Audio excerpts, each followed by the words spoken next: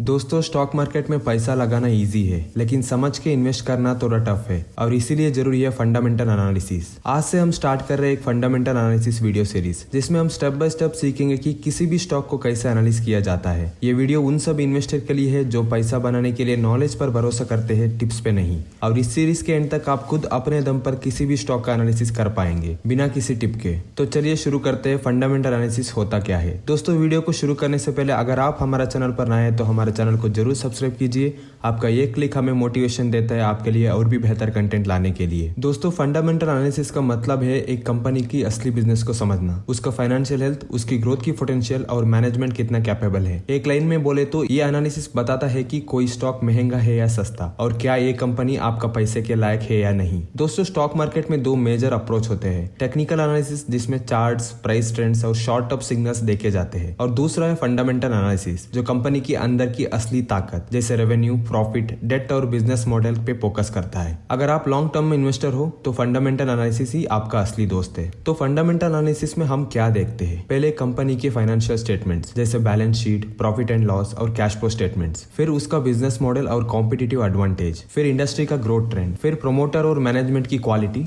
और सबसे important valuation. चलिए एक एग्जांपल लेते हैं। मान लीजिए आप किसी किराना दुकान में पैसा लगाना चाहते हैं, तो आप क्या चेक करोगे? कितनी डेली बिक्री होती है, कितना मुनाफा है, कितना उधार चल रहा है, ओनर का काम करने का तरीका कैसा है और फ्यूचर में और कितना ग्रो कर सकता है। अब बस इस एग्जांपल को स्टॉक मार्केट के लेवल पर ले जाइए, वही एनालिसिस लेकिन बड़ा स्केल पे। फंडामेंटल एनालिसिस उन लोगों के लिए है जो स्टॉक को सिर्फ प्राइस का ग्राफ नहीं बल्कि एक बिजनेस समझकर खरीदते हैं। वॉरेन बफेट कहते हैं, बाय बिजनेसेस नॉट स्टॉक्स। आप जितना ज्यादा कंपनी को समझोगे उतना ज्यादा कॉन्फिडेंटली इन्वेस्ट कर पाओगे। तो दोस्तों, अब तक आप समझ चुके होंगे कि फंडामेंटल एनालिसिस इन्वेस्टिंग का फाउंडेशन क्यों होता है। अगले एपिसोड में हम बात करेंगे कंपनी का 3 फाइनेंशियल स्टेटमेंट्स के बारे में और कैसे ये आपको एक बिजनेस का हेल्थ चेक करने में मदद करते हैं। वीडियो पसंद आई तो लाइक जरूर करिए और ऐसे ही स्टॉक मार्केट के डीप नॉलेज के लिए हमारा चैनल को जरूर सब्सक्राइब कीजिए। मिलते हैं अगले वीडियो में।